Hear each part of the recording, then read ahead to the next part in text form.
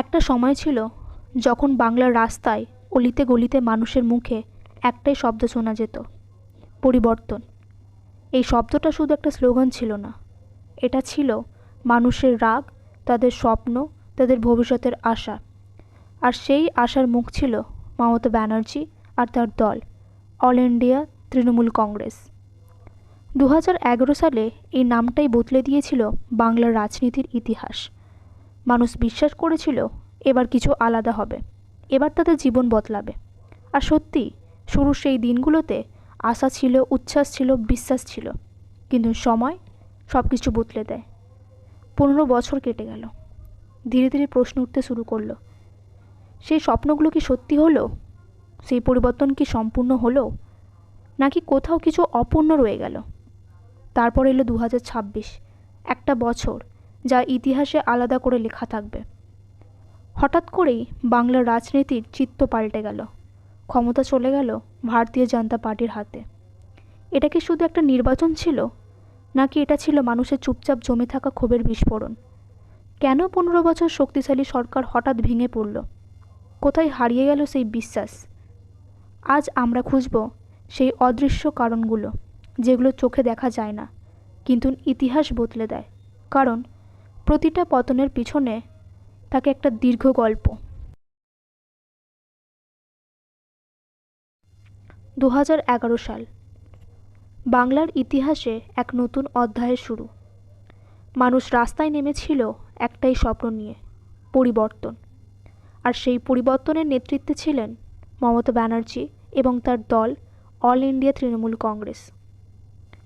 প্রথম কয়েক বছর সব কিছুই যেন ঠিকঠাক চলছিল। নতুন প্রকল্প, উন্নয়নের প্রতিশ্রুতি, সাধারণ মানুষের মুখে হাসি। মানুষ বিশ্বাস করেছিল এবার সত্যি কিছু বদলাবে। কিন্তু সময় যত এগোতে লাগলো, ততই বদলাতে শুরু করলো মানুষের মন। 5 বছর, 10 বছর, তারপর 15 বছর।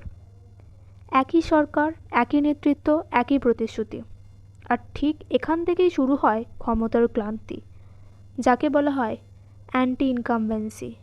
এই অ্যান্টি ইনকামবেন্সি মানে কেবল সরকার বদলানোর ইচ্ছা নয়, এটা হলো দীর্ঘদিন এক সরকার থাকার ফলে মানুষের মধ্যে ধীরে ধীরে জমে ওঠা অসন্তোষ, অপেক্ষা এবং নতুন কিছুর আকাঙ্ক্ষা। মানুষ ভাবতে শুরু করলো, আমাদের জীবনে কি সত্যিই বদলাচ্ছে? যে প্রতিশ্রুতি দেওয়া হচ্ছিল তা কি পূরণ হয়েছে, নাকি সব কিছু আগের মতোই রয়ে গেছে?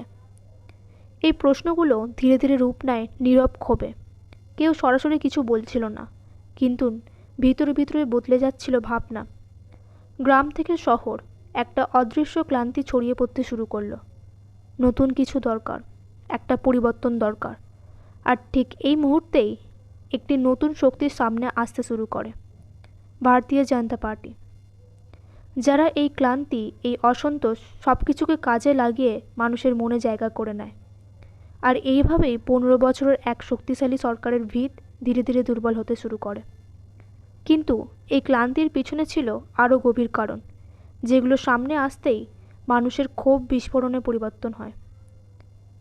আর সেই গল্পটাই আমরা দেখব পরের অংশে। পার্ট 1-এ আমরা দেখলাম মানুষের মধ্যে ধীরে ধীরে ক্লান্তি তৈরি হচ্ছিল, কিন্তু এই ক্লান্তির পিছনে ছিল আরও গভীর কারণ। তৃণমূল কংগ্রেসের বিরুদ্ধে সবচেয়ে বড় যে অভিযোগটা বারবার সামনে এসেছে, সেটা হলো দুর্নীতি। অল ইন্ডিয়া তৃণমূল কংগ্রেসের ভাবমূর্তিতে এই অভিযোগগুলি বড় প্রভাব ফেলে। 1. শিক্ষক নিয়োগ কেলেঙ্কারি। সবচেয়ে আলোচিত বিতর্কগুলির একটি শিক্ষক নিয়োগ দুর্নীতি। অভিযোগ উঠেছিল যোগ্যতা নয়, টাকার বিনিময়ে চাকরি দেওয়া হয়েছে। এই ঘটনা শুধু অভিযোগেই থেমে থাকেনি, আদালতের নির্দেশে হাজার হাজার নিয়োগ বাতিল করা হয়।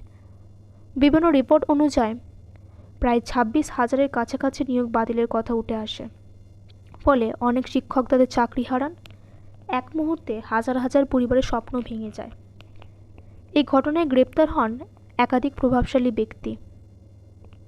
এই ঘটনাটি মানুষের মনে বড় প্রশ্ন তোলে। শিক্ষার মতো জায়গাতেও যদি দুর্নীতি হয়, তাহলে ভবিষ্যৎ কোথায় দাঁড়াবে? 2. গরু পাচার ও কয়লা পাচার কেলেঙ্কারি। শুধু শিক্ষা নয়, আরও কিছু বড় অভিযোগ সামনে আসে।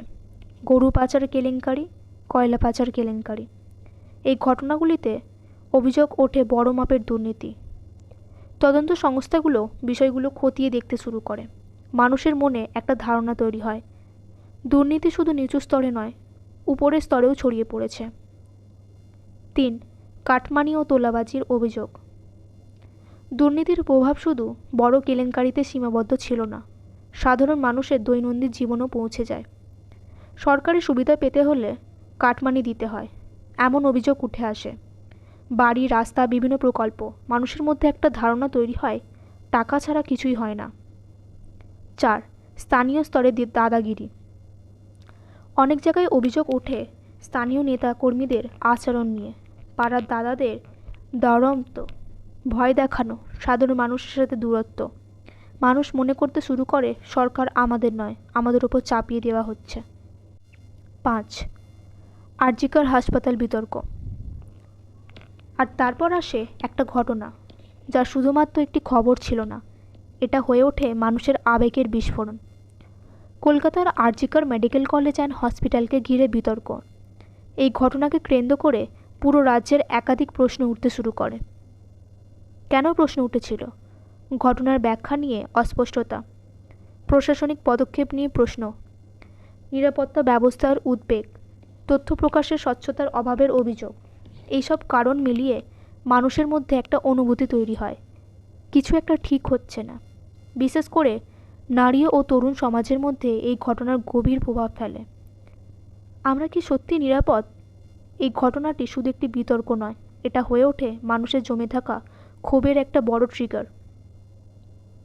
6. বিশ্বাস ভেঙে পড়া। এইসব ঘটনাগুলো একটার পর একটা বড় কেলেঙ্কারি, ছোট ছোট ক্ষোভ, বিতর্কিত ঘটনা, সব কিছু মিলিয়ে একটা জিনিস ধীরে ধীরে ভেঙে পড়ে, বিশ্বাস। যে বিশ্বাস দিয়ে তৈরি হয়েছিল, সেই বিশ্বাস ধীরে ধীরে হারিয়ে যেতে থাকে। আর যখন বিশ্বাস ভেঙে যায়, তখন শুধু সরকার নয়, পুরো ব্যবস্থার ওপরই প্রশ্ন ওঠে। আর ঠিক এই সুযোগটাই কাজে লাগায় ভারতীয় জনতা পার্টি। কিভাবে তারা মানুষের এই ক্ষোভকে শক্তিতে পরিণত করলো, কিভাবে বদলে গেল বাংলার রাজনৈতিক মানচিত্র, সেই গল্পটাই আমরা দেখব শেষ অংশে।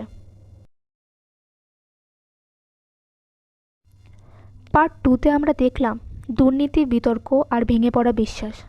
কিন্তু রাজনীতিতে একটা নিয়ম আছে, যেখানে প্রশ্ন তৈরি হয় সেখানেই পরিবর্তনের সুযোগ তৈরি হয়। এই পুরো লড়াইয়ের মাঝেই চুপচাপ একটা বিষয় মানুষের মনে প্রভাব ফেলেছিল, ভোটার লিস্ট নিয়ে প্রশ্ন। SIR অর্থাৎ summary revision of electoral role. হয়তো এটা বড় হেডলাইন হয়নি, কিন্তু সাধারণ মানুষের মনে একটা সন্দেহ তৈরি করে। অনেকেই ভাবতে শুরু করে, আমার নাম কি ঠিক আছে, আমি কি ভোট দিতে পারবো? কারণ ভোট মানে শুধু একটা বোতাম চাপা নয়, এটাই গণতন্ত্রে নিজের অস্তিত্ব প্রমাণ করার জায়গা। আর যখন সেই জায়গাতেই সন্দেহ তৈরি হয়, তখন ভরসা নড়ে যায়। এই ছোট্ট ছোট্ট সন্দেহগুলোই ধীরে ধীরে বড় ক্ষোভে পরিণত হয়। আর ঠিক এই পরিস্থিতিকেই কাজে লাগায় ভারতীয় জনতা পার্টি। তারা মানুষের এই প্রশ্ন, ক্ষোভ আর অসন্তোষকে নিজের শক্তিতে পরিণত করতে শুরু করে। প্রতিটা ইস্যু, শিক্ষক কেলেঙ্কারি, আরজিকর বিতর্ক, সিস্টেম নিয়ে সন্দেহ, সব কিছুকেই সামনে আনা হয়। ধীরে ধীরে মানুষের একাংশ ভাবতে শুরু করে পরিবর্তন দরকার। একদিকে মমতা ব্যানার্জি নিজের অবস্থান ধরে রাখতে লড়াই করেছেন, অন্যদিকে নরেন্দ্র মোদী ও তার দলের জোরদার প্রচার চালাচ্ছে। এই লড়াই শুধু রাজনীতির নয়, এটা হয়ে উঠেছিল বিশ্বাস বনাম ক্ষোভ। বাংলার মানুষ দুইভাবে বিভক্ত হতে শুরু করে। একদল বলে উন্নয়ন হয়েছে, আর একদল বলে পরিবর্তন দরকার। এই দ্বন্দ্বই বাংলার রাজনীতিকে আরও তীব্র করে তোলে। শেষ পর্যন্ত ইতিহাস বারবার একটা কথাই মনে করিয়ে দেয়, পতন কখনো হঠাৎ করে হয় না, পতন শুরু হয় চুপচাপ। যখন মানুষের মনে প্রথম প্রশ্নটা ওঠে, যখন বিশ্বাসের প্রথম ফাটলটা ধরে, একটা সময় এই বিশ্বাসই গড়ে তুলেছিল মমতা ব্যানার্জিকে। কিন্তু যখন সেই বিশ্বাস ধীরে ধীরে ভাঙতে থাকে, তখন পতন আর থেমে থাকে না। দুর্নীতি, বিতর্ক, সন্দেহ, প্রতিটা ঘটনা পতনের দিকের আরেকটা ধাপ। আর একদিন মানুষ চুপচাপ সিদ্ধান্ত নেয়, কোনো স্লোগান নয়, কোনো আওয়াজ নয়, শুধু ভোট, আর সেই ভোটেই লিখে যায় পতনের শেষ অধ্যায়। কারণ পতনের শব্দ হয় না, কিন্তু তার প্রভাব সবাই অনুভব করে।